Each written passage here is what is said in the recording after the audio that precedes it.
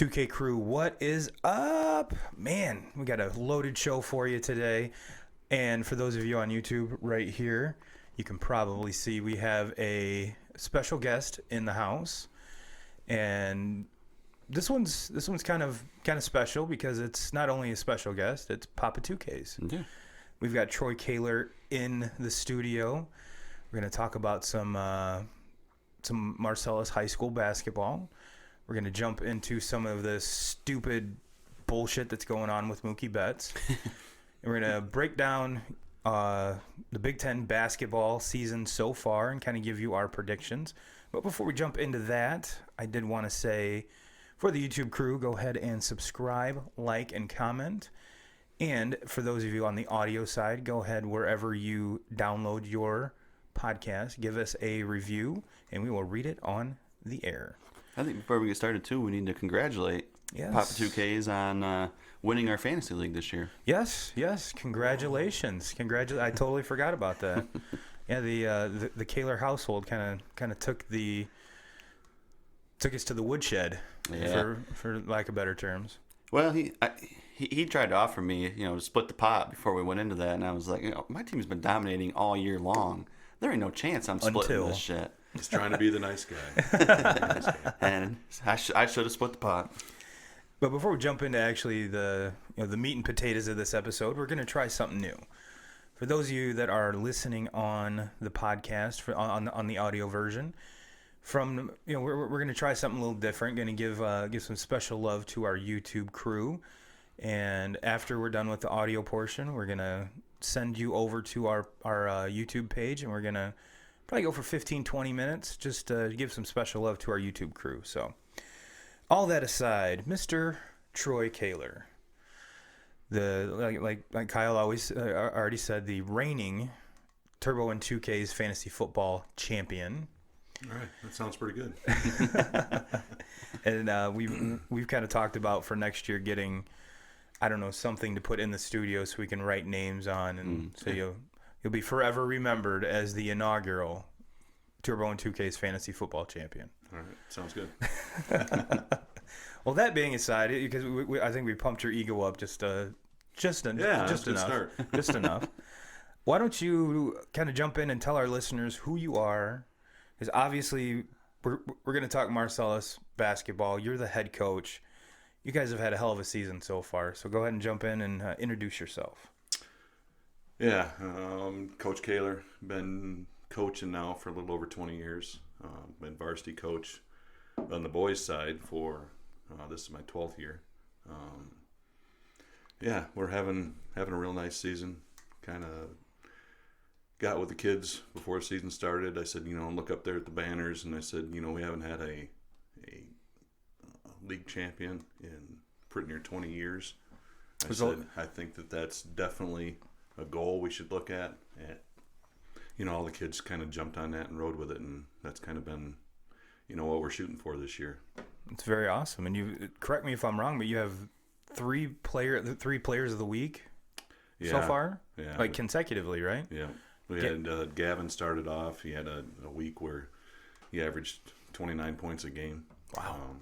And then Kahler followed it up with a week where he averaged over 25 and over 13 rebounds a game. Ooh. He also had a game where he had like 10 blocks also. Yeah. Damn. Boys are doing work. Yeah, he's a pretty impressive kid. And then Gavin came back and had player of the week again last week.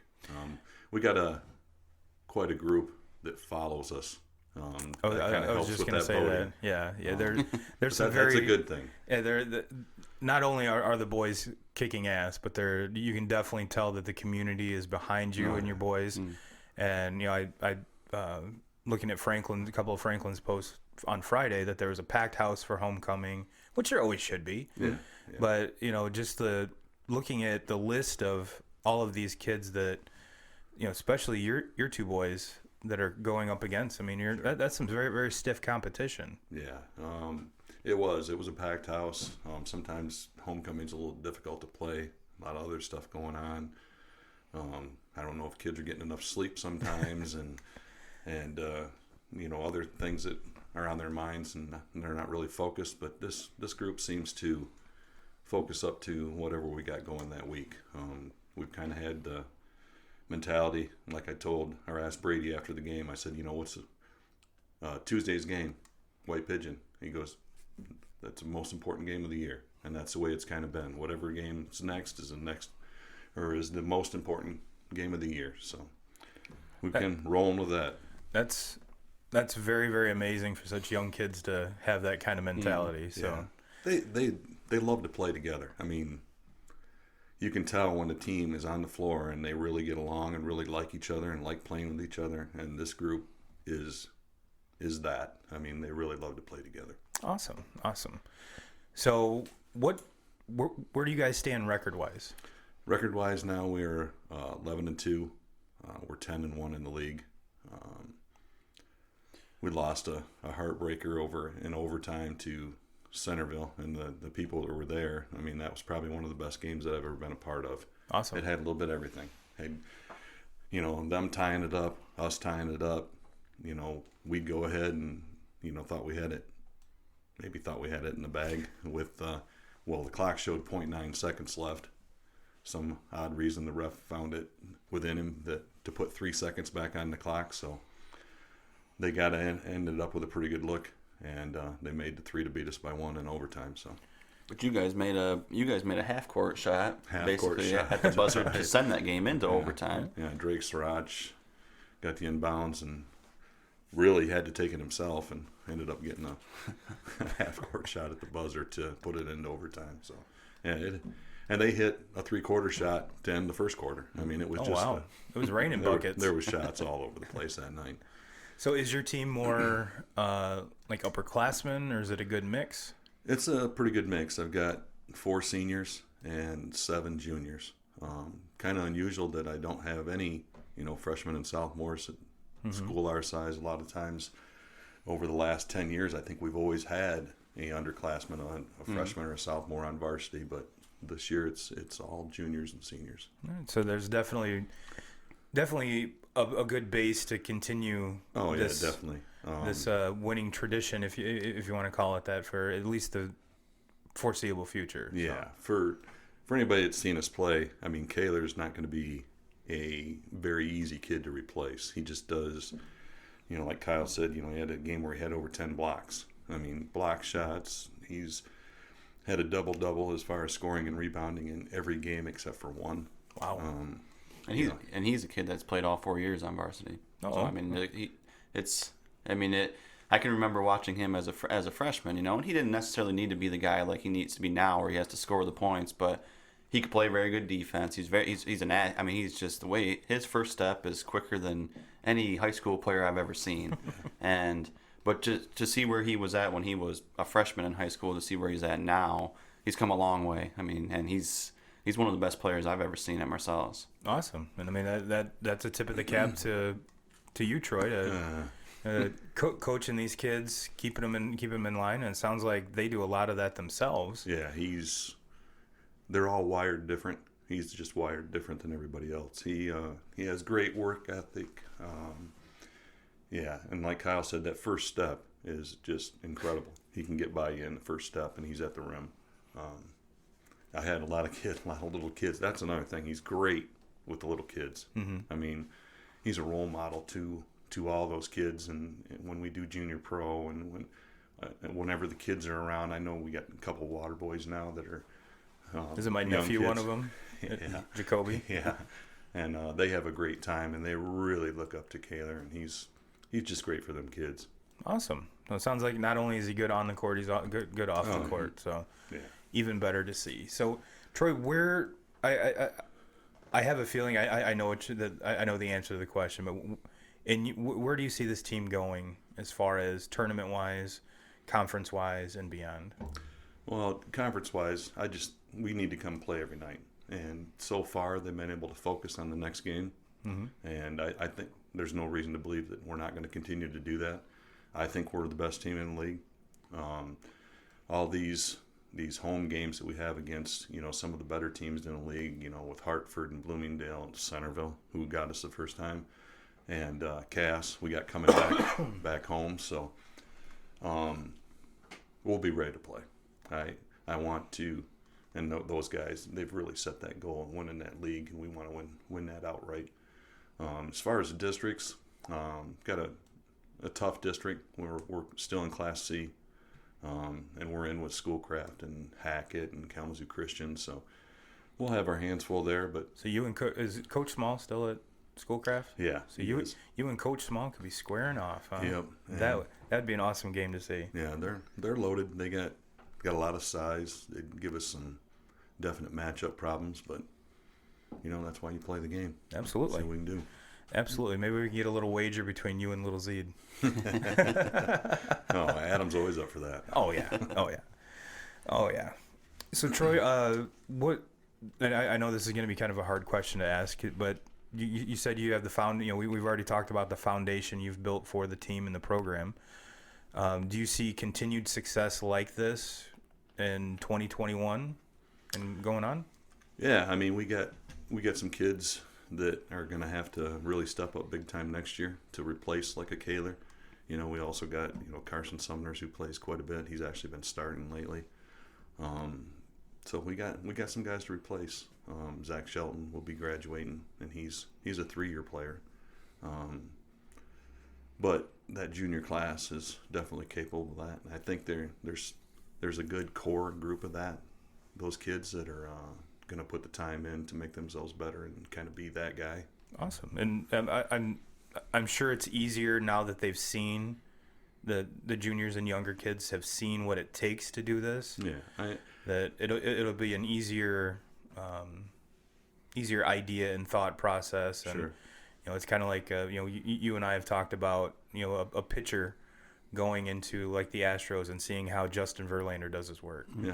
So awesome. I need to get my lazy ass out and go see a game. I'll be the first one to admit that I haven't been to a game all year. I did work the concession stand, even though someone was fucking sick, or I don't know who that would be. Didn't want to spread sickness. Let's put it that way. Yeah, it wasn't even me that was really sick. It was my wife and then the kids, and everybody was sick. And I just was like, I would feel terrible if I somehow have this, and I'm going to transfer it at the concession stand, handing out popcorn and hot dogs, coughing over nachos and shit. Yeah, I'm sure that'd have been great. But it's kind of that way. You talk about, you need to get to a game. It seems like every time we play a home game, I see another 3 or 4 people that haven't been there in a few years. And homecoming tends to bring people out. Oh, yeah. And, I mean, when you're successful and you got a good season going, a lot of times they come out of the woodwork and come up to see you play. Which is good because, let's be honest, our football program's been down compared to, like, when I was in school. Mm-hmm. And I remember... Because, yes, I'm that old. We actually marched to the old football field for home games. And that every home game, that place was packed. Yeah. And there was more of a community support behind it. So it makes my heart happy that people are coming out and packing the gym and giving these boys the following they deserve. So I'm putting it on myself within the next week, 2 weeks to make it out to a game.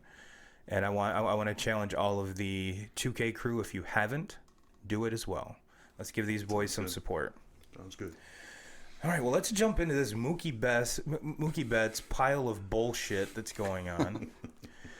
Now, this one kind of hits home. I'm an avid Red Sox fan. Everybody knows that. I think the whole offseason, 2Ks and I have been talking about how Red Sox ownership just needs to open their fucking pocketbook, pay Mookie. Arguably, if you go by WAR, he's the second best player in the league, but that wins above replace, and that's bullshit. Just look at what he does. He is arguably the best Red Sox prospect since he has. I heard a stat. If you go by WAR and his. Where he's at today, there's only 3 players that have a higher, career WAR than Mookie Betts. Those 3 players being Mike Trout, Willie Mays, and Barry Bonds. That's a pretty good fucking category to be in. Yeah, yeah. Pay the guy. When your name is in that group, that's a very select and elite group. And I've put it on the podcast. You can go back and check the recordings, check the film. I would get rid of any player on that team to keep Mookie Betts. Chris Sale, bye. Obviously, David Price. David Price, even though there's been times where David Price has been the best option in the rotation at times. So I'm not saying he's complete garbage and he's worthless, but if you look at what Mookie brings to the table, granted, he plays right field right now. He could play all three. Hell, you could probably put him at second base. You could put him at first base. Doesn't fucking matter. He's that good of an athlete. And plays every day. Yes. Now there's the other side that it says when in 2018 when they won their World Series, he didn't perform in the playoffs at all. But I want him in my clubhouse. He's a genuine person. You know, he's a little bit more flashy than Trout, but I as far as like character, I put him in the same category. And I hate that playoff knock too, where these players get knocked because they didn't perform one year in the playoffs. You know, there's Justin Verlander, great pitcher. He hasn't really performed all that great in playoff situations. Clayton Kershaw, same thing. Both of those guys are Hall of Fame pitchers. Two of the best pitchers of my generation. Greg Maddux was the same way. Yes. So I hate when people they put a stamp on these guys like, they had one 2018 playoffs and he batted 134. I don't give a fuck. No. He's still the MVP. Yeah, it pains me to say too. You look at A-Rod's career postseason; it's horrible except for one, and that was the one that they won a World Series that year. But I was pissed that the trade was going to happen. It's just a matter of if it was going to be the Padres or the Dodgers. Thank God they went with the Dodgers because the Padres offer was absolutely garbage, absolutely garbage. Even though you and I have talked about this, that Padres farm system is loaded. Well, so is the Dodgers. But nobody wants to get the days of seeing those big time trades are like they're past us. Where teams are willing to give up 2 or 3 top end prospects for a name. Teams don't want to do that anymore. No. And you see with the most recent championship teams, they're building from the bottom up. Yep. And these guys, they're getting them in their young contracts before they have to pay them, and so teams they don't want to give any of that up. And being a Tigers fan last year, a lot of Tigers fans thought, well, we're going to get a haul for Boyd. You saw it there. Teams don't want to give up much, and I'm not trying to compare Boyd to a Mookie Betts because there's no comparison there. But it just shows you that teams are not wanting to trade away and give these big hauls of 3, top end prospects and basically delete their farm system just to try to, win a ring. Yeah, I think the model that the Yankees used, where they would gut their farm system and sign, to trade to get at the trade deadline to get so and so. Excuse me. And the Red Sox did it too. They were just as guilty, and you kind of saw the. And now with all the baby bombers coming up, they've since George has passed, you're seeing this new regime kind of take hold, and hell, the proof is in the pudding. As much as it pains me to say, being a Red Sox fan, giving the Yankees props, but they're doing it the right way. Yeah, they're doing it the right way. And then on top of that, they're getting out of these, horrendous contracts like the A-Rod. The A-Rod retired, Teixeira, Sabathia. Jeter, which Jeter wasn't a bad contract, it was just a high number. Yeah. Which deservingly so. But now it's that new era, and the Yankees are, even though they splashed with Garrett Cole, we're going to talk about their rotation woes coming up on a future episode, so let's not dive too far into that. But yeah, so Red Sox Dodgers strike this deal, sending Mookie Betts to the left coast. I wasn't mad with it, with what they were getting back. I really wasn't. And then there wasn't it the Twins that were involved in some of that? Yep. And then the Dodgers, on a separate note, sent Jock Peterson to, where'd he go? Angels. That's what I thought. So there was a lot of faces changing places, and when you get that complicated, yes, it does. It's hard to kind of keep track. And with Mookie went David Price. Yep. Which I think the Dodgers are taking on 13 of his $23 million, so that opens up a lot of cap space for the Red Sox. And when it comes down to it, I think what the disconnect between Mookie and the Red Sox is Mookie wanted to test free agency. He didn't want to take an extension. The Red Sox, this was last year, put out a $300 million 10-year contract. He turned it down. He said he came back with he wanted $420 for 12. As good as he is, I don't think I would have done that. 12 fucking years?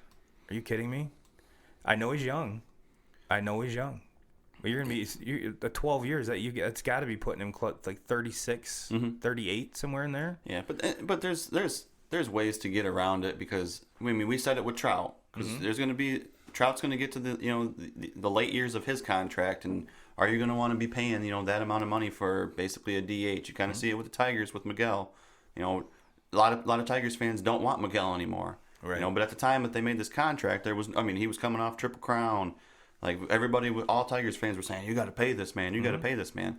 2 or 3 years later, there's been some injuries. He hasn't performed. Put on a little bit too much weight, and now all these fans are like, well, we got to get rid of him. There's ways around. To me, you have to try to win now, and especially if you're a Boston Red Sox, their fans expect them to win every single year. Yeah. They expect them to compete every single year. And there's ways on that contract to where you can, front load that thing where you're paying Mookie Betts $40 million a year in the beginning stages. Then down the stretch, maybe you're not paying him quite as much because then you get into in his 6, 7, 8 years, if you're paying him less money, then he's an easier target to where you can trade him then or something, and a team might jump on that. But a team's not going to want to jump on it if you're paying him in his contract 25, 30, 35 million on that. So there's ways around it. I've heard a lot of Boston fans come up with excuses and everything. Yeah. Pay the fucking guy. Yeah, hell, just pay the guy. Bobby Stop Bonilla being cheap. is still getting paid. There has yes, to be exactly. ways. There has to be ways. There's ways. So what all this kind of went down on Wednesday, I think. Comes Friday and the MLBPA says, "Hold on, there's something wrong with this trade. There's something wrong with it. We feel from what I've read and gathered, and if anyone correct me if I'm wrong, I'm not saying I'm perfect." But it sounded like they said, you know what, the Red Sox aren't getting enough in return for this. I didn't know the MLBPA could do that. I don't. I think it's stupid. I mean, the teams agreed to the trade. Yeah, pending physicals, which I'm pretty sure.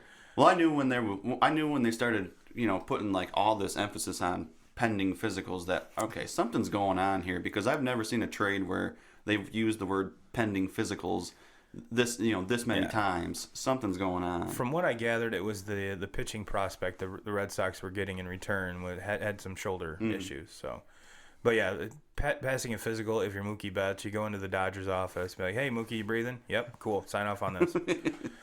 Because if Mookie Betts has a hangnail, you just go ahead.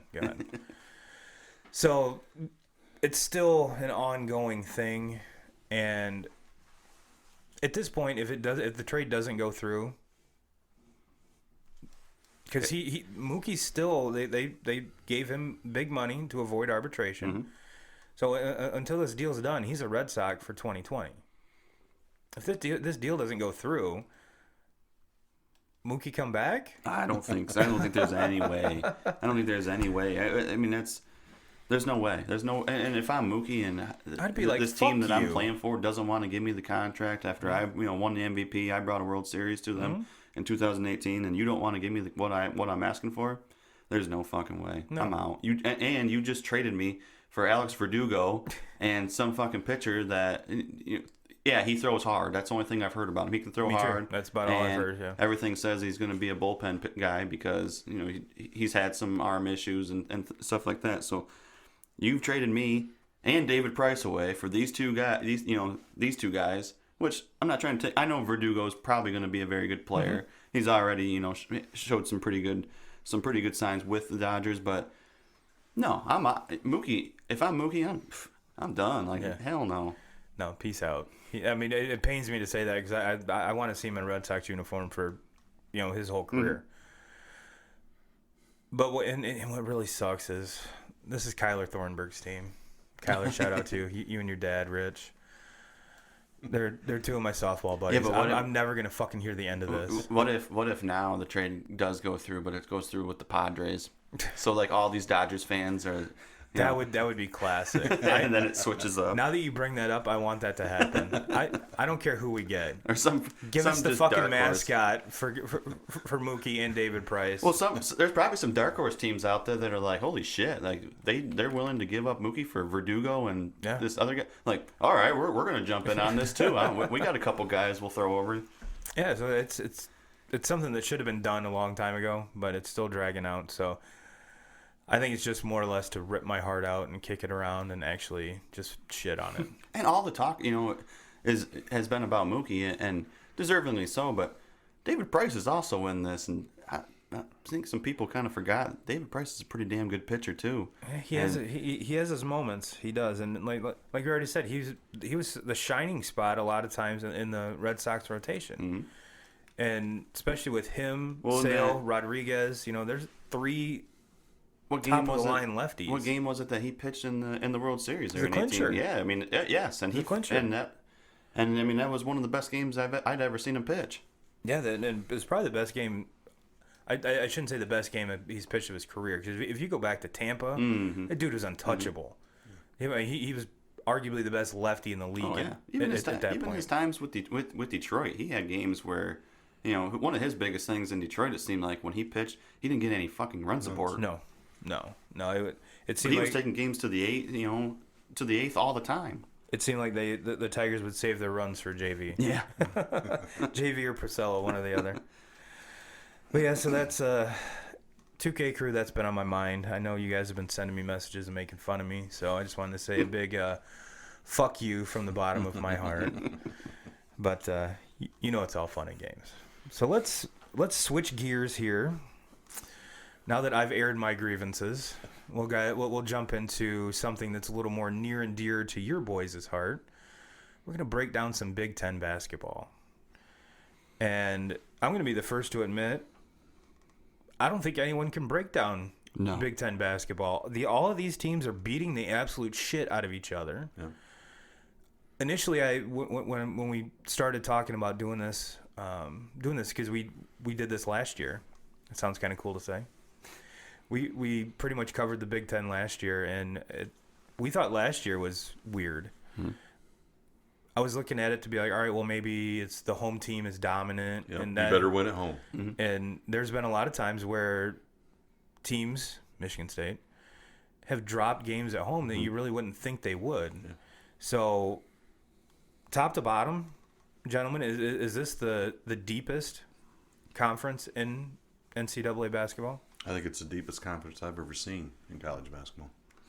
Yeah, we're looking at. I'm taking a peek at the Big 10 standings, and in conference there's 1, 2, 3, 4, 5, 6, 7, 8, 9. 9 teams. We're just talking conference records. 9 teams with 500 record or above. That's crazy. And then you've got, of course, Northwestern and Nebraska sitting there with 1 win and 2 wins respectively. But yeah, there's only 1, 2. We got Maryland at the top. They're ranked number 9. Penn State's 22. That's kind of weird to have Penn State as a basketball school. They're legit. Yes, they are. Illinois 20, Iowa's 17, and Michigan State somehow is still 16. Seems like Michigan State has lost a game every week this season, and if they haven't, there's been a really fucking close game. The only one that I remember, and that's because Matt was at Purdue for the Purdue-Michigan State game, and Michigan State just blew the doors off of them, if I remember correctly. It wasn't even a game. But yeah, it seems like every time I'm flipping through the channels or the bottom line comes through, it's a Michigan State L or a very close loss. And Maryland, this whole year has been pretty much the best team. Yeah. Every time I see them, I think they're a little bit better. They're kind of separating themselves a little bit. Again, they got to win all their home games, which they've been doing, and you got to steal 3 or 4 on the road. They're 13-0 at home. Yeah. Penn State's 12-1, Illinois 12-2, Iowa 12-1, Michigan State's 10-2. Rutgers shockingly is 15-0 at home. Mm-hmm. I think that's more wins than their football program 3 years combined. They are young. They're long. Rutgers? And they play defense. Yes, they do. Well, it's good to see them contributing to the Big Ten in some way, shape, or form. And that's and like you just said, as far as them playing defense, that's really the thing about the Big Ten as a whole. Every single team in the Big Ten plays really good defense. Yeah. And you made the comment, of being like the toughest conference or the toughest conference that you've ever seen. Big Ten games, if you watch a lot of college basketball, and I watch quite a bit, and I watch kind of all the conferences. Big Ten games are officiated different than any conference in all of basketball. They let so much shit go. I mean, you get away with just hammering guys, and that's why I like watching it. Yeah, and there's no fouls calls, and then you watch some games in the ACC, and it's almost like watching an NBA game. Well, prime example last night, the Duke North Carolina game, and. Don't get me wrong, I'm not a basketball aficionado, but one of the reasons why I can't really get into it anymore is it seems like if you have a slasher that just dives right in, takes the ball right into the hoop, and you got a big guy standing there with his arms up, the driver goes right into his chest, his feet are moving, it's foul. Yeah. It's like, come on, that is so stupid. Yeah. But, I mean, when you get that situation, you got like a 6'3" dude going up against a 6'11", so you're giving up the height, so you got to have some sort of advantage to kind of keep you in line with that, but it's still, those ticky-tack fouls like that drive me nuts. Mm-hmm. I think it hurts the Big Ten once they get to tournament time because that's the way that it's officiated. Mm-hmm. All that Big Ten bullying kind of goes away and everything's called, and it hurts Big Ten. Mm-hmm. Another thing, too, with the Big Ten is it seems like their scores are a lot lower than a lot of the other conferences. Yep, sure. I mean, I'm sure every team has like a 3-point specialist or whatever, but it seems like every other team that's the Big Ten plays more, in my opinion, traditional, like big guy down low, instead of like the spread it out, like Golden State, just shooting and jacking threes up from everywhere. So it's more. I much prefer watching Big Ten basketball because of that. But yeah, looking at this, how many teams do you guys think get into March Madness? I honestly think that you're going to see double digits. I think we're going to get to 10. And I think there's a possibility of 11. Yeah, depending on how it shakes down. Mm-hmm. Yeah, that's just you look at even some of Michigan's at the bottom of the Big Ten as far as standing wise, but there's no way that you're going to be able to hold them out with some of the wins that they had at the beginning of their season. I mean, they beat Gonzaga, who's been probably the number one team in the nation for the longest period of time. I think they're number 2 now. They've moved down. Baylor, I think. Yeah, Baylor. Yeah. But that win right there, and the North Carolina win at the time looked really, really good. Now looking at it, probably not that great. But they were also able to beat Iowa State there. But just some of their big key wins at the beginning of the season, I don't think there's any way that they're going to be able to hold them out of there. And then it's kind of the same thing to be said for Ohio State. Ohio State had a lot of really key wins at the beginning of the season, and not when I picked them for my fucking paycheck game. Yeah, and then they kind of went through middle of the season where I think they ended up losing like 6 games in a row when they got to the Big Ten play, and it kind of put them down at the bottom of the standings, and they're trying to get themselves back out of it now. But because of those wins that they had early in the season and the strength of schedule, that's the thing that's going to help all these teams is strength of schedule. Yeah. You play against the Big Ten all year long, you're going to take your knocks. Is that called the RPI or whatever the fuck it's called? Yep. So, Troy, you already said you think Maryland's kind of distanced themselves from the rest of the pack. Do you see them taking the Big Ten title home? They've been the most consistent team all year, and I just see them getting better and better. To win the Big Ten championship outright and then win the tournament, that's kind of a tough thing to do. Mm-hmm. I see Maryland getting one of them, if not both. If they don't get it, who do you see being the next contender? I don't have a clear team. I like a lot of stuff that Penn State does. Penn State's been able to win on the road. I think they've got 4 Big Ten road wins. That's pretty impressive. So they can travel because their defense can travel.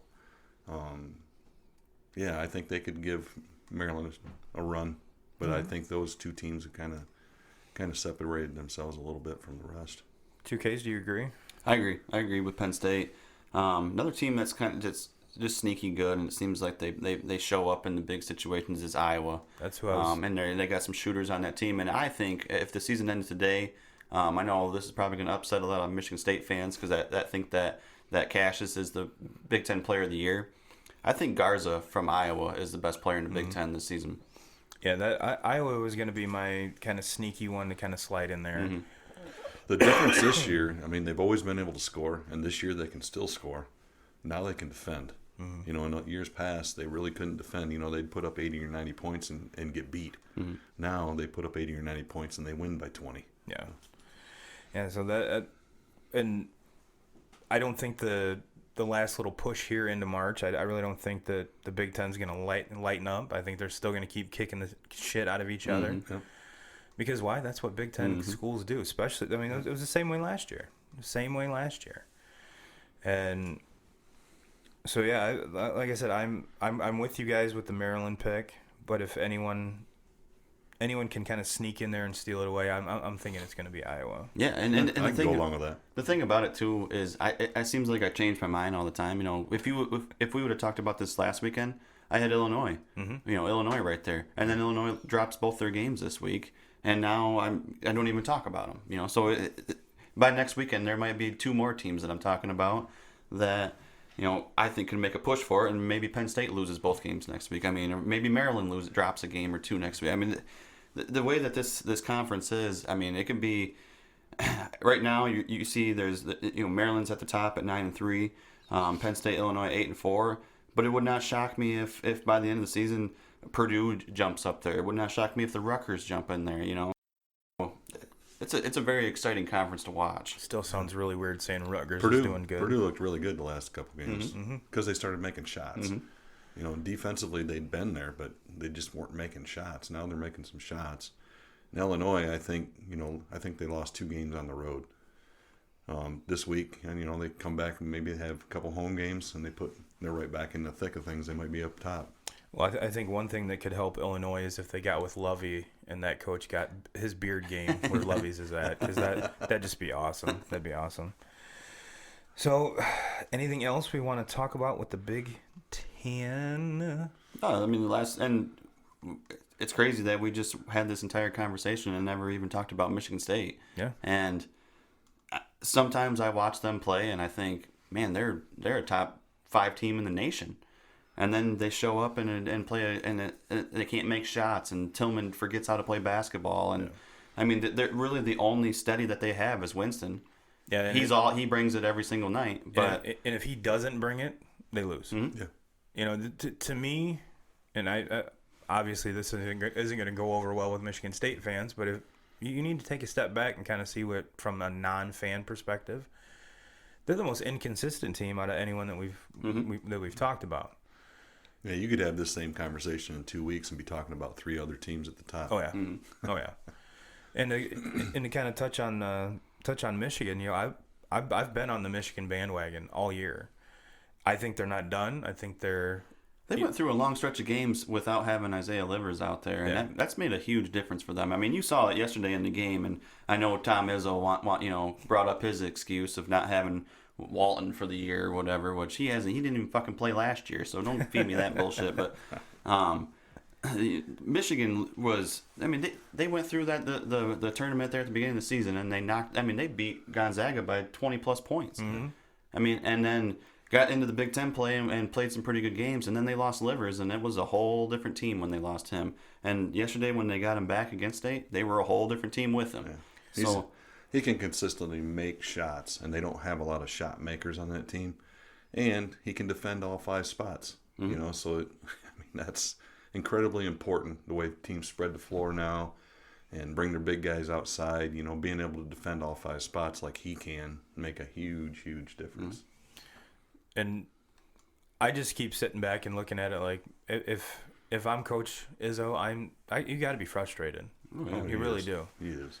I mean, 2Ks, I know you're not the biggest Izzo fan. Fuck no. But he normally puts together a very good product to put out on the court.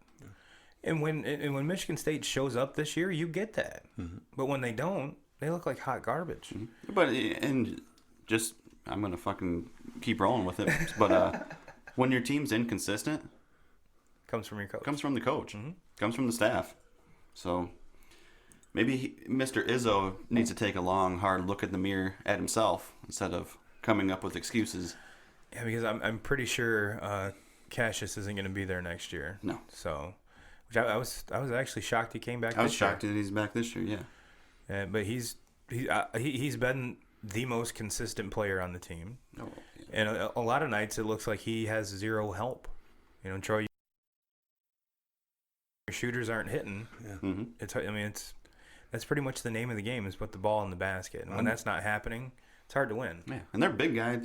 Tillman he could be the best big man in the Big Ten, but sometimes he just forgets to even he forgets how to make a layup. I've never seen a guy as big and as strong as he is that struggles with 2, 3, 4 footers. Like, come on.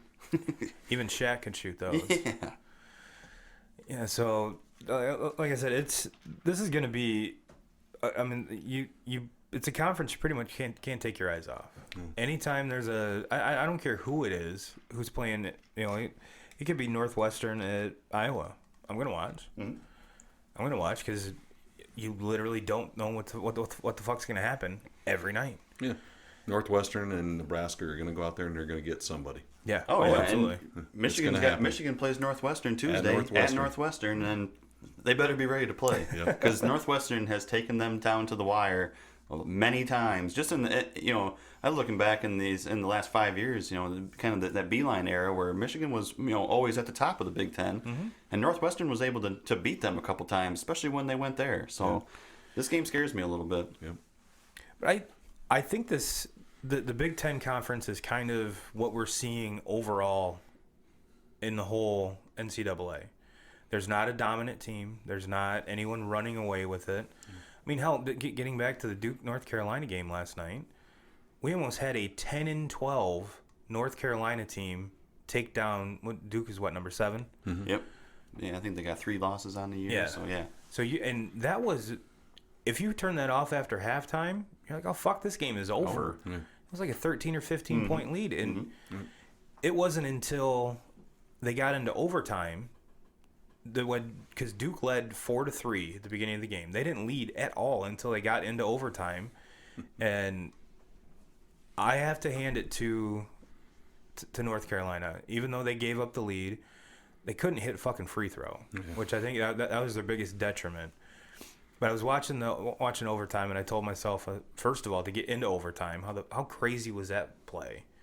I mean, that was I was watching the game with Kristen, and she goes, "Why in the hell did he do that?" Because he missed the free throw on purpose, bangs off the rim, goes back behind the 3-point arc. He gets it, takes a couple dribbles and shoots it, ties the score.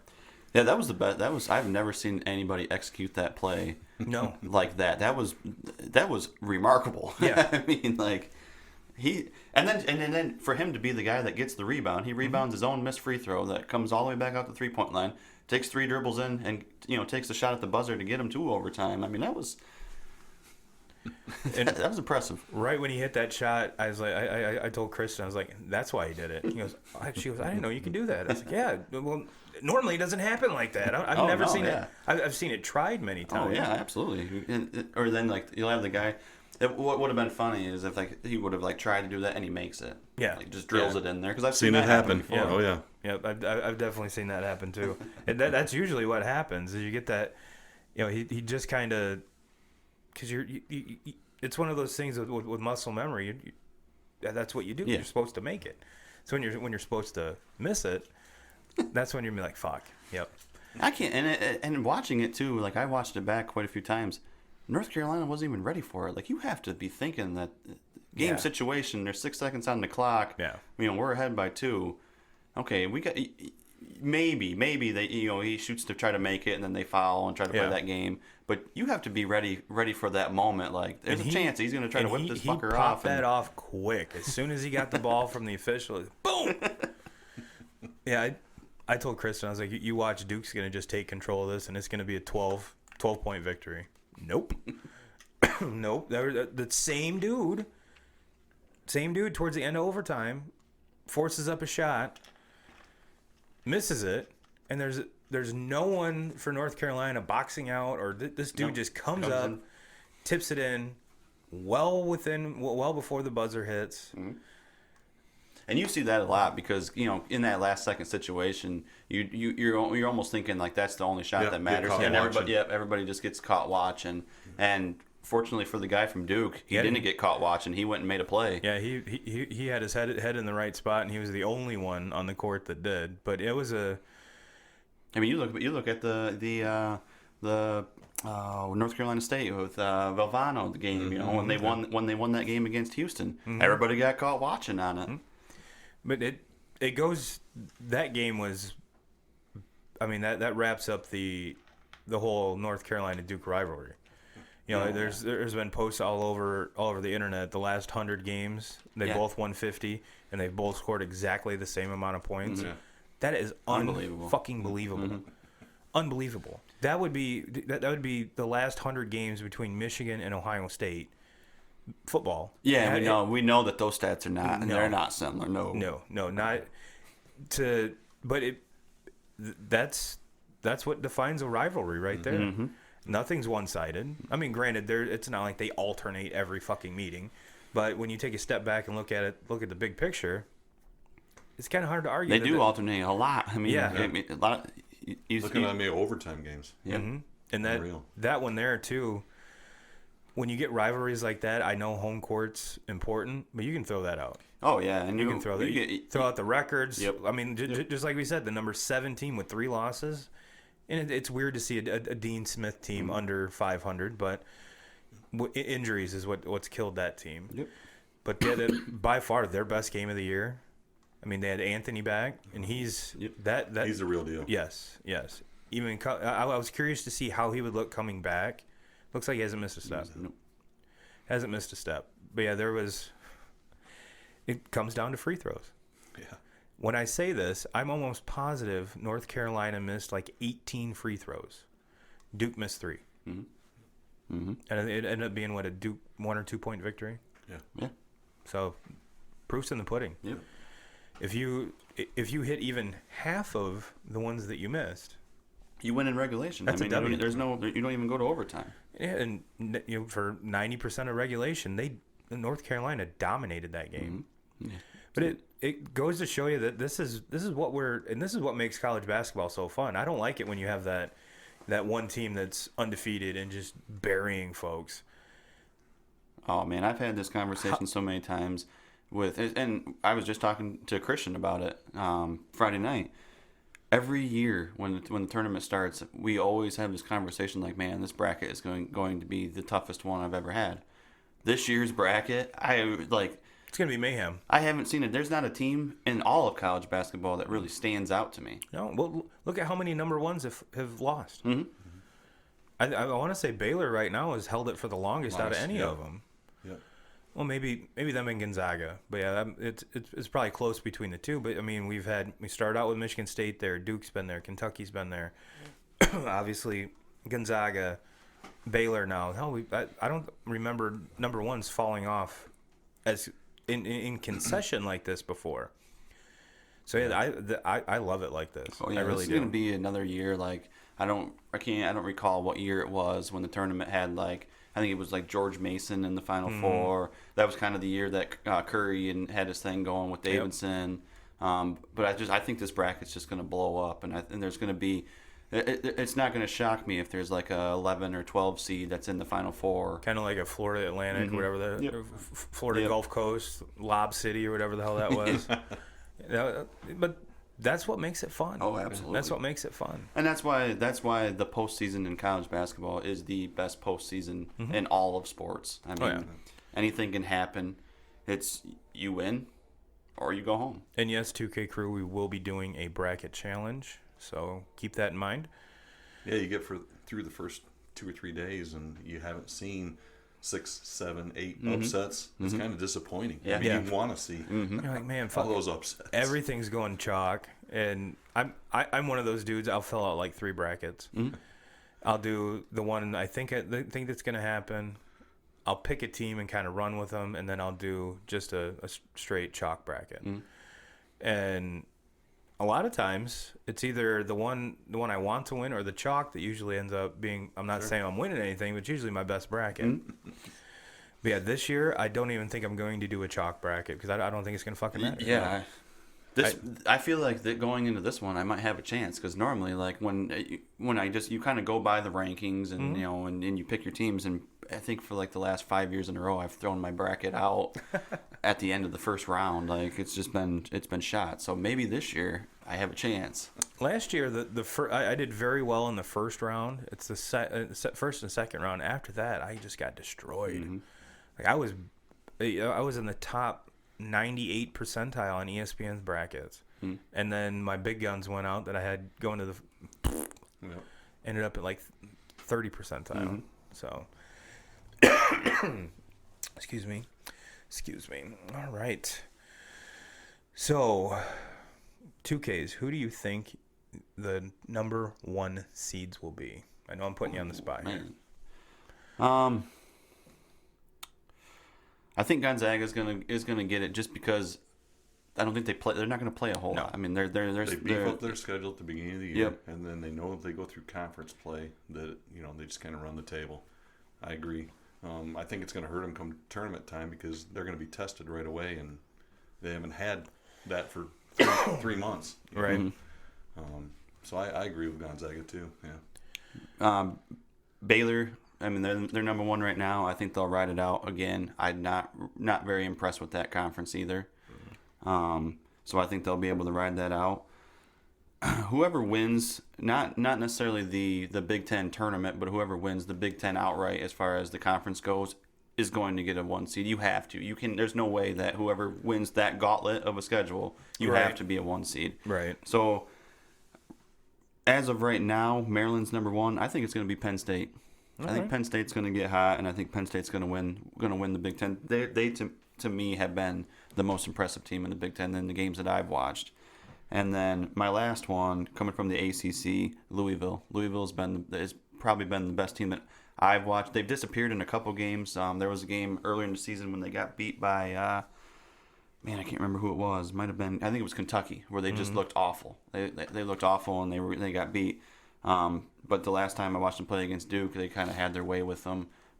Early in the season when I watched them play against Michigan, when Michigan was completely healthy, they destroyed Michigan defensively. We're one of the better teams I've watched all year. So my picks right now, Baylor, Gonzaga, Louisville, and Penn State. Who do you got, Troy? I'm going to stick with Maryland out of the Big Ten. I do like Penn State a lot. I just think that Maryland's more of the complete package. I think they can score it a little bit better. A little bit more size, shot blocking at the rim. So I like Maryland. I also like Baylor. Like I said, Gonzaga. I think Baylor's the most complete team that I've seen, but that doesn't mean they're going to be the most complete team, in another month and a half. Right. And then I think I really like Duke's talent. I think Duke could be that fourth one. When I was, it had to be one of the morning shows. They were talking about their projected number 1 seeds, and what caught my attention and what made me, I was like, holy shit! They're talking about teams like San Diego State and Dayton, and I'm like, hold on, what? I've seen Dayton. I have not seen San Diego State. I haven't seen either of them. So I'm like, I'm going to have to do some research here because normally, a lot of the teams that you guys just threw out are perennial tournament teams. They're the ones that, they're going to get a 1 through 5 pretty much every year. But Dayton and San Diego State, and I'm not taking anything away from either team. It's just I haven't watched you play and you haven't been on my radar. So when big time sportscasters drop your name, I'm like, hold on, We're talking men's basketball, right? Not women's. Okay. So now you're on my radar. Now I'm gonna have to check you out. So the kid for Dayton, his name is I just can't think of it right now. He is legit. I mean, he is going to be next level player, big time. He's a nice player. Like the best player to ever come out of Dayton. I would say yes. This kid can play. I think Dan Patrick played there. So Dayton Flyers, I think is their name. Yeah. So, Toppin. I have heard of him. Yep. All right, so that's which just goes to show you that kind of go piggybacks right on our conversation with. This is kind of the wild west as far as. Tell you another team I really like. I like Bob Huggins and West Virginia. You can never count Huggy out. You really can't. You talk about shot blockers and toughness and protecting the rim, and those guys. I like West Virginia. They'll probably be a 2 or 3 seed, but they could sneak up on some people. And it would not shock me if a San Diego State or a Dayton get that 1 seed, because they're not going to play anybody. They should. If you look at their schedules, their remaining schedules, they should win out. They should. I know there's a good chance it might not happen, but they should win out. And if you have a team, that's for San Diego State, there's a good chance they could run the table. And if they go undefeated, they deserve a 1 seed. I mean, if you go undefeated, I don't care what conference you play in, you deserve a 1 seed. And same thing, Dayton's got a couple losses, but Dayton's played more of a schedule than San Diego State. I want to say one of Dayton's losses is to Kansas. So, I mean, they've played more of a schedule, but if right now in the AP rankings they're 6th, if they win out and maybe some things happen where Gonzaga takes a loss or Kansas takes a loss up there, they could slide their way up and get into that. So it would not shock me if one of those teams ends up a 1 seed. In Kansas, we haven't even touched on. They had that stupid ass brawl. And they just have had. There's been so much stuff behind the scenes on Kansas that I think Bill Self's time at Kansas is coming to an end here real soon. I would be shocked if he wasn't in the NBA here in the next year or two. I think he's going to be one of those coaches that takes a job there. I'm just shocked that he can, amongst everything. I mean, you have the last year with Souza, the whole deal. He's deemed ineligible, can't play, comes back, does this dumb shit, and not only him, but a couple of the other dudes were suspended for 3 or 4 games. He's kept everything afloat. Yeah. You got Snoop Dogg and strippers out there at the beginning of the season. I mean, come on, Bill. What are you thinking, man? Or were you thinking? Or you just still trying to recruit then? I mean, there's a lot of shady shit going on. Tell me if someone wasn't recruiting you and brought strippers and Snoop Dogg, you wouldn't sign. Oh, I'm in. I'm not saying it's right. But I'm saying, you're probably going to pull me. It's effective. That's what it is. It might be frowned upon. It might be kind of illegal. Oh, yeah. But you know what? It made an impression. Oh, 2Ks. You want to go see the library? Nope. Yeah, but there was a... Nope. Can I go to Coach Self's office, please? Or wherever said strippers and Snoop Dogg were. Guys, we're coming right up on that 1 hour mark. Is there anything that we're missing? Any low-hanging fruit here that we need to take care of? No, I mean, touch on XFL a little bit. Anybody want to hear about the XFL? I don't know. I guess I would like to maybe put a poll question on the Facebook page and see if our viewers like it, if they want to talk about it, if they don't want to talk about it. I mean, I thought I did watch. Don't go too far into it because that's going to be part of our YouTube only. So I did watch bits and pieces of it, and I'll save it for when we do that. As far as the rule, there are some rule changes in it that are intriguing to me. So I guess I want to hear what some of our listeners think about it, and if they want us to talk about it, or if they don't give a shit at all about it. I don't care what they want. We're probably going to talk about it. Yeah, I mean, maybe next year at this time we'll be having a fantasy draft, going into this season for these guys. So, well, Troy, I just want to say thank you for stopping in the studio. It's been a pleasure. All right, thanks for having me. When's your guys' next game? Next game is on Tuesday. We're over at White Pigeon, and then next Friday, big game against Centerville. Is that home? That is at home. All right. Well, 2K crew, you better get your asses out on Friday. especially because it's a home game. Yeah. But get out to as many games. The season's got to be wrapping up. Yeah, we got 7 games left in the regular season. All right. Well, you got 7 shots to get out and see them. Again, Troy, thanks again. Best of luck. I have a feeling that, especially getting to know your guys better through you, I have a feeling that good things are coming. Yep. Good things are coming. We'll be ready to play.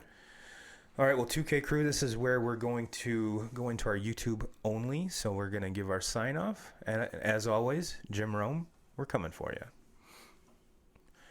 All right, YouTube, you're getting 15 to 20 minutes of extra shit, so let's go. 2K's kind of tickled it. I'll be honest, I did not get a chance to watch any of the XFL. That's kind of what I want to do today. I believe the first game's at 2. Yep. So while you're giving us your... you're probably going to be our senior XFL. I don't want that name because I'm still mixed on this whole XFL thing. If I want to watch it or if I just want to make a mockery of it, I don't know. But one thing I did take out of it were there's some rule changes with this that are a little bit different from the typical NFL, which excuse me. As far as just the NFL and watching sports and obviously, you have the fantasy, aspect of things coming into it, that makes it probably it is the most appealing sport in America. I was shocked when you told me that DraftKings is doing their shit on this. Oh, dude. People will gamble on everything. I mean, we touched on it with the Super Bowl. Joe Park. We were going back and forth on, how long the national anthem was going to cost. So people are willing to gamble on anything. Yeah, you have a very good point there. But I don't know what I want to think about this XFL. I don't know if I want to be like a XFL fan or if I need to pick my favorite team and all that. But there was some rule changes in it and I did not do any research on this. I just flipped it over to the game yesterday and started watching it. And I started kind of picking up as they were going.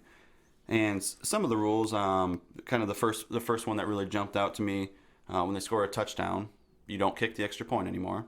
Which I know that the NFL, they've moved it back further a ways to try to bring more excitement into it. Right. And since they've done that, you do see teams miss the extra point. Back before they did that, it was, you might see it one time a season where a team would miss an extra point. But in the XFL, when you score, you can choose to go for 1, which is basically the typical going for 2 in the NFL, or you could choose to go for 2, where you start from the 5-yard line and you have 1 play to score a touchdown. Or you can go for 3, and you start from the 10-yard line, and you have 1 play to go from there. Now, if there's a penalty on there, if there's a penalty on the defense, you automatically get the ball at the 1-yard line, and you go for whatever you were initially going for. So if you started at the 10, there's a pass interference call in the end zone, you go from the 1-yard line now, but you're still going for your 3 points.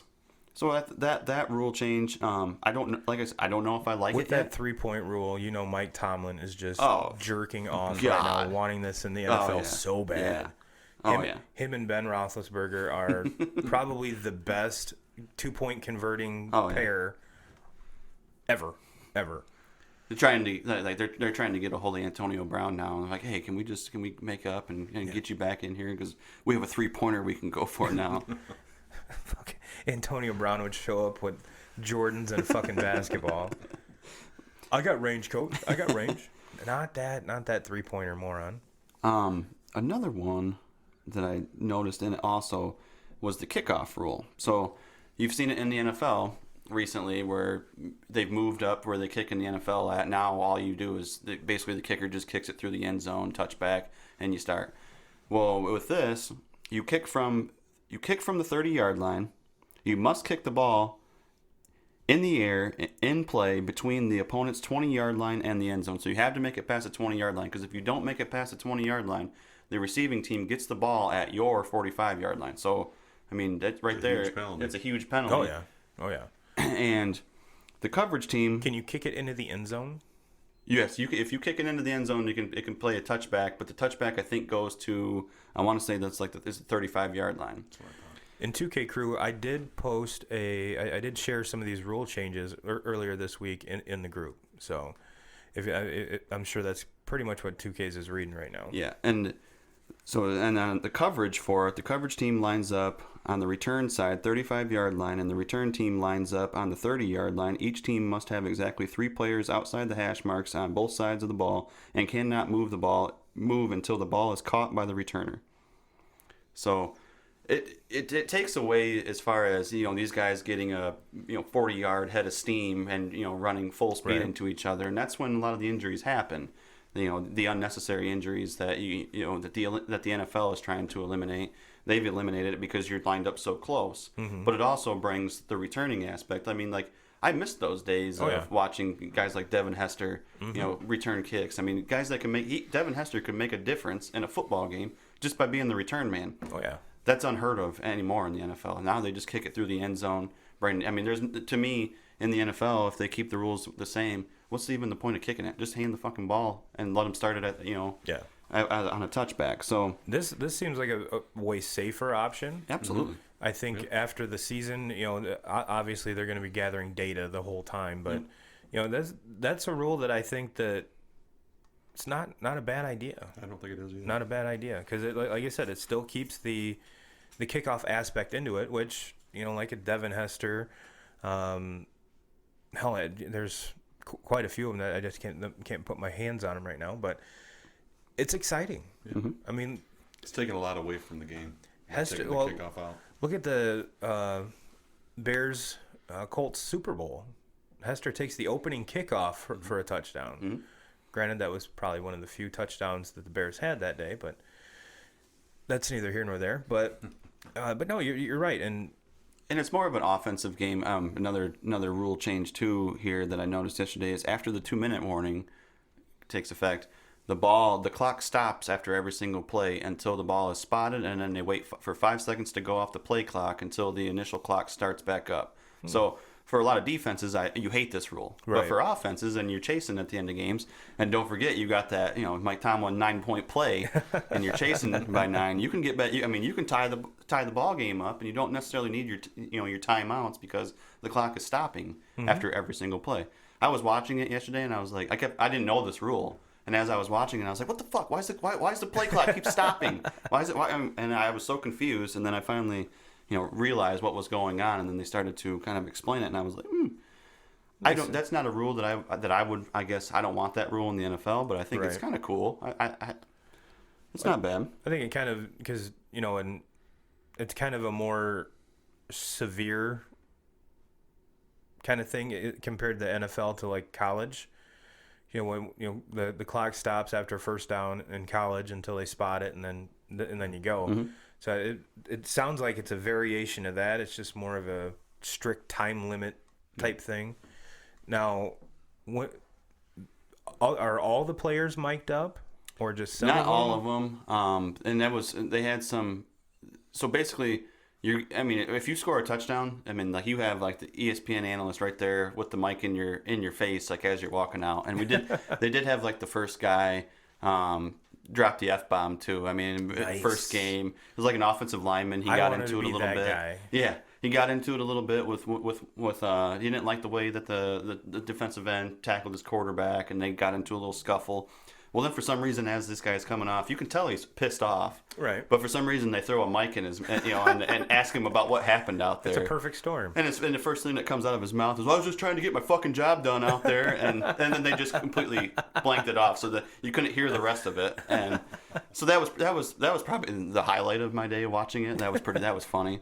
But and then like you get you kind of get like an intake because they were showing the coaches calling plays in, and like some of these, like the names of these plays, and these quarterbacks are relaying this out, and I'm like, holy, what happened to like 26 lead? Like that was the play call that we called when I was playing.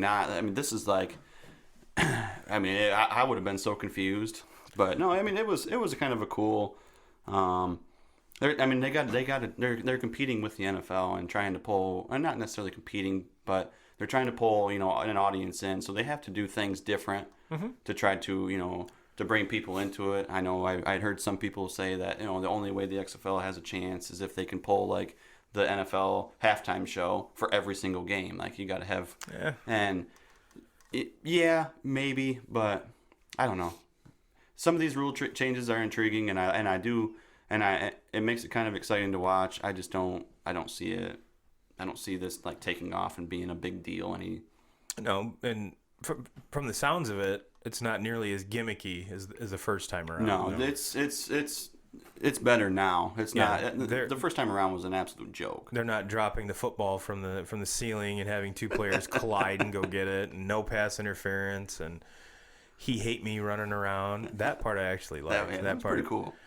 Yeah, I was explaining to Kristen the difference between the first time around and this one, and yeah, the first time around just seemed like they just made a complete mockery of the game. Exactly. I mean, exactly. And this they've done a good job with it. I thought, well, I knew it was kicking off yesterday, and I was like, well, I want to watch a little bit of this just to see what it's like. You know, maybe give me some podcast material. I can come on and basically, you know, come up with some bullshit on it. But it actually impressed me a little bit to the point where I watched 3/4 of the first game and probably half of the second game. I watched quite a bit of it, and so I filled out my first DraftKings team, so that was cool. Yeah. My team did not win any money. It was not, but I didn't know any. There was a few names that I recognized, but for the most part, and like it didn't even list like who was going to be starting. So I had one guy that I picked and he didn't even play, but I mean, this is what it is. I feel like if I watch a couple weeks here, my DraftKings, I'm going to be filling out teams every single week, and I will win on this. Well, it's you can tell yourself, you can tell your wife that you don't have a gambling problem. You just have a bracket filling out problem, and you love drafting. So that's your excuse right Absolutely. there. Whether you win or lose, no big deal. No big deal. Now, what I've seen is kind of basically everyone's saying the only way the XFL is going to stay around is if they cooperate with the NFL. Yeah. Which makes perfect sense. Yep. They would be kind of like a feeder league, because right now the only feeder league to the NFL is college. Mm-hmm. And let's be honest, not everyone is ready to make that jump. There could be a lot of folks with, kind of like the D League in the NBA, or obviously with Major League Baseball, there's a million different brackets or different leagues you can go in. Same with hockey. Football, there isn't that. Yeah. And that to me is the biggest jump as far as, physically, mentally, everything that jump, because there are high schoolers that get drafted for baseball. Mm-hmm. I think we're going to see basketball players, either have a choice, 2 years in college or come right out after high school. Hockey, I have no idea. I have no idea if you have to go to college to play hockey. I have no idea.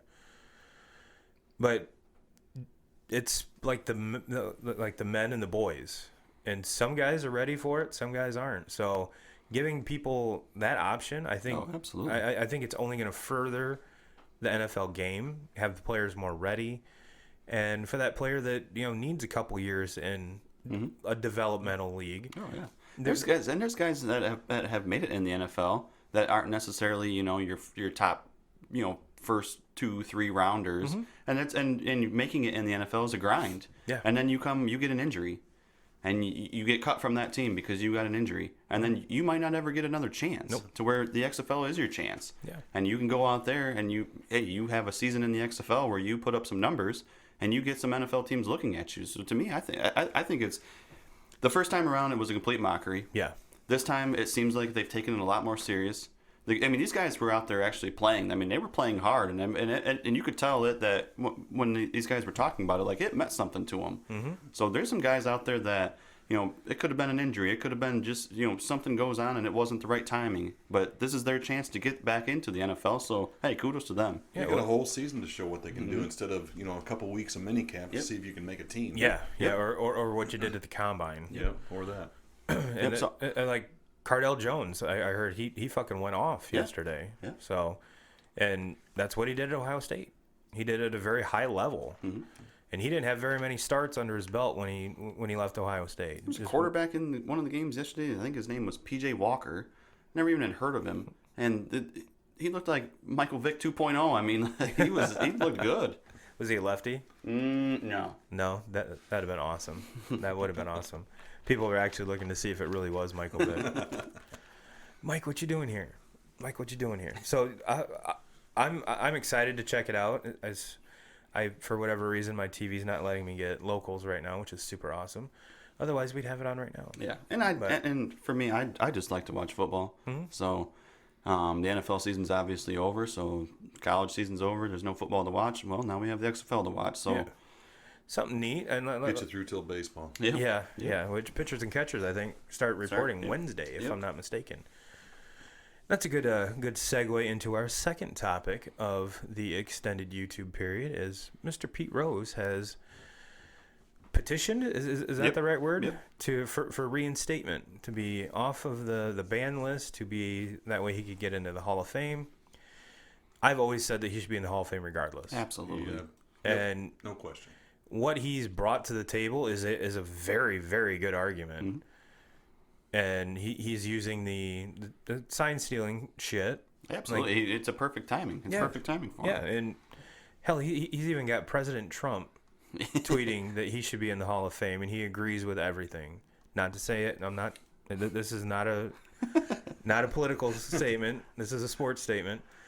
But come on, just let Pete in. Put it this way: I've never had a conversation about Pete Rose with anybody and had to argue that he should be a Hall of Famer. Everybody that I've ever talked to agrees with it. So it's like, it's just I know if everybody that I've ever talked to is agreeing on it, then that's the way it is worldwide, because everybody says that he deserves to be in. Mm-hmm. Put the fucking guy in. I'm just saying, he deserves it. He's the best. He obviously hit the all-time hits leader. Mm-hmm. Just his body of work. He deserves to be in the Hall of Fame. He didn't do it with steroids that we know of. He didn't do it with any enhancement. And he probably could go in as a Hall of Famer in about four different positions. Or a coach. I mean, and probably did all of that as ugly as possible. He was not a pretty player. When you're like when Nolan gets older, you want to teach him how to hit. Don't show him Pete Rose stance. That is horrible. I mean that's just one thing you're not going to do. But it worked for him, obviously. Yeah, and then going back to Nolan getting older and teaching him how to play the game and the way that he played and the way that he let it all out there every single time he touched foot on a baseball field. Yep. That's the way I will teach him how to play. I mean, just not that batting stance. Mm-hmm. That looks horrible. That looks horrible. No, he's going in as a player. He's not going in as a manager. No. And that's what everybody's holding against him, or the people that are. Yeah, and what he was gambling on was his own team that he was coaching to win. So it wasn't like he was, throwing games. Yeah, throwing games on it or anything like that. So. This is again. This goes back, the Pete Rose into the Hall of Fame conversation kind of goes back as long as the NL having the DH. Mm-hmm. So those are, and ironically enough, we talk about them back-to-back weeks. But yeah, it's one of those things. I'm getting tired of seeing it. I'm getting tired of talking about it. Just put fucking Pete Rose in the Hall of Fame. Yep. Put him in the Hall of Fame. And you know what? If you're not going to put him in the Hall of Fame, put a statue outside the goddamn thing and be like, here's the greatest hitter that ever lived, right here. Yeah. Right here. The all-time hits leader, right here. Yeah. And a record that will never be touched. No. Hands down, will never be touched. Never be touched. So, Pete, I know you're listening. We've got your back. The 2K Crew Nation has your back. If you need anything, just let us know. Drop us a message. Mm-hmm. In all honesty, this should have been taken care of a long time ago. Yep. But you know what? I think he's advantageous for taking advantage of the situation in front of him. So let's see. Fingers crossed, Pete, you get in. All right. Anything else, gentlemen? Nope. All right. Well, thank you, YouTube crew. I hope you guys like this new kind of secret squirrel type thing. We're going to give it a try to get more subscribers on this side, because we actually have, it's probably 3-to-1 audio listeners to video viewers. So let's see if we can average those numbers out. Everyone have a great week, and we will see you next time. Bow.